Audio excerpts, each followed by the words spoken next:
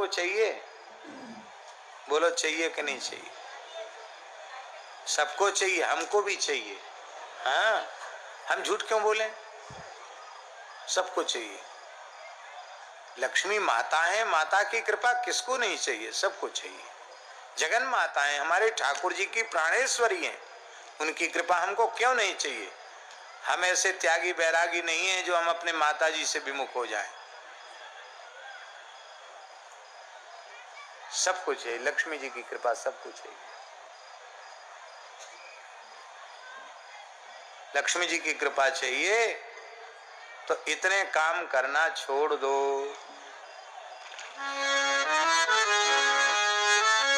लिखने योग्य श्लोक है। कुचैलिनम दंतमलोपधारिणम बह्वासिनम निष्ठुरभाषिणं च सूर्योदये चास्तमिते शयानम् विमुञ्चति श्रीर् यदि चक्रपाणि।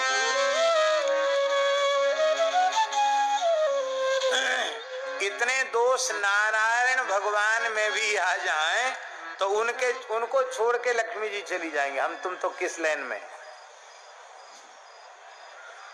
कुचैलिनम, जो सदा अपवित्र वस्त्र धारण करके रहते हैं, उनको लक्ष्मी। गंदे कपड़े नहीं पहनना चाहिए, मैले कपड़े मत पहनो, गंदे कपड़े मत पहनो, साफ स्वच्छ पवित्र वस्त्र धारण करो।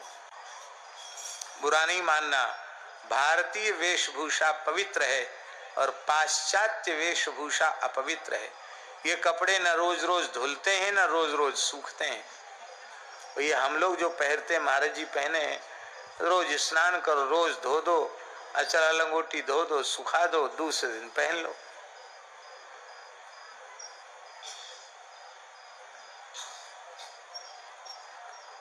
अब जो इस बहुत मोटा कपड़ा चला है, क्या जीन्स कहते क्या कहते, वो तो पता नहीं धुलता होगा कि नहीं धुलता होगा, अथवा कैसे धुलता होगा, हमें अनुभव भी नहीं है, जरूरत भी अनुभव की नहीं है। उसको भी लोगों ने फाड़ के पहनने का फैशन शुरू कर दिया। पहले तो हम सोचते थे शायद कहीं कुछ लग गया होगा, फट गया, तो किसी से हमने पूछा, कहीं नहीं, फट नहीं गया। ये फटे हुए कपड़े की कीमत ज्यादा है। गरीब आदमी का भी कपड़ा फट जाता था गांव में, तो हमने अपने बचपन में देखा है, दूसरे कपड़े का उसमें थेगरी चढ़ा दी जाती थी, सिलाई कर देते थे। और उनको बेचारों को, गरीबों को संकोच नहीं होता था, भैया हम गरीब हैं, फटा कपड़ा नहीं पहनते, दूसरे कपड़े की थेगरी हमने चढ़ा दी। अब अमीर लोग फटा कपड़ा पहन रहे हैं। भैया ये ऊट पटांग वेशभूषा मत धारण करो। फटे वस्त्र पहनने से लक्ष्मी जी नाराज होती है। टूटे फूटे बर्तनों में खाने से लक्ष्मी जी रुष्ट होती है। कुचैलिनम दंतमलोपधारिणम, जो दांतों पर मल धारण करते हैं। दांतों पर मल कैसे धारण होगा? तम्बाकू खाओगे, खूब पान खाओगे, दिन भर बकरिया जैसा मुंह चबाते रहोगे, कुछ ना कुछ मुंह में गुटका फुटका जाने क्या क्या उटपटांग चीजें मुंह में डाल के रखोगे, तो दांत गंदे रहेंगे, खराब दांत रहेंगे। दंत मलोपधारिणम, वेद में लिखा है शास्त्री, शुक्ल दंता ब्राह्मणा। शुक्ल दंता, जो निर्व्यसन होगा वही शुक्ल दंत होगा।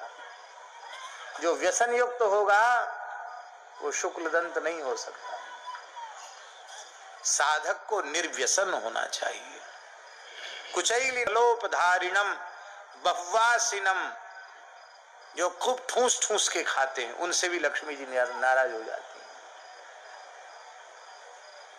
गले में जलन पड़ रही है, भीतर वाला मना कर रहा है कुछ मत खाओ, और बढ़िया राजभोग गुलाब जामुन रबड़ी सामने आई, हा, प्रसाद का तिरस्कार हम नहीं कर सकते। प्राप्त मात्रेण भोक्तव्यम, नात्र कार्या विचारणा, भले ही उल्टी हो जाए।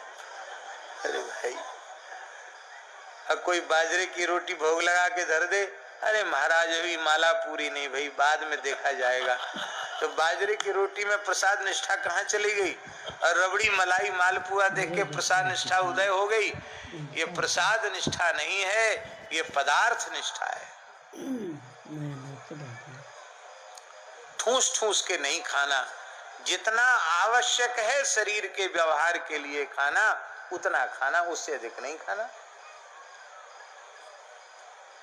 कुचैलिनम दंतमलोपधारिणम बहुवासिनम निष्ठुर भाषिणं च। बहुत से लोगों का स्वभाव होता है, वो बोलते ही ऐसे हैं कि बस मानो मीठा बोलना जानते नहीं, कड़वा ही बोलते हैं। जरूरत किसी का स्वभाव होता है टेढ़ी बेड़ी बात करने का, अब बोलेंगे तो व्यंग में ही बोलेंगे। कठोर वाणी नहीं होनी चाहिए, निष्ठुर वाणी नहीं होनी चाहिए। वाणी ऐसी बोलिए मन का आपा खोए, औरन को शीतल करे आप ही शीतल होए। बातन हाथी पाइए बातन हाथी पांव, इसलिए मृदुभाषी बनो, कटुभाषी मत बनो। मृदुभाषी से लक्ष्मी जी। सूर्योदय और सूर्यास्त के समय जो शयन करता है, ऐसा काम यदि नारायण भगवान करें तो लक्ष्मी जी छोड़ के चली जाएंगी। सूर्योदय सूर्यास्त के समय बिल्कुल नहीं सोना चाहिए। ध्यान से सुनो, बीमार आदमी को भी सूर्योदय के समय सो रहा तो उठा के बिठा दो, महाराज जी कहते थे, बीमारी अपने आप कम होने लग जाएगी। सूर्यास्त हो रहा है, बीमार व्यक्ति होश में है, उसको उठा के बिठा दो, भैया सूर्यास्त हो रहा है, बैठ जाओ, टिककर बैठ जाओ, अभी लेटो मत, पैर मत फैलाओ, संध्या का समय है। विमुंचत श्रीर यदि चक्रपाणि ही, तो इसलिए लक्ष्मी जी का आदर करना चाहिए। बोलो भक्तवत्सल भगवान की।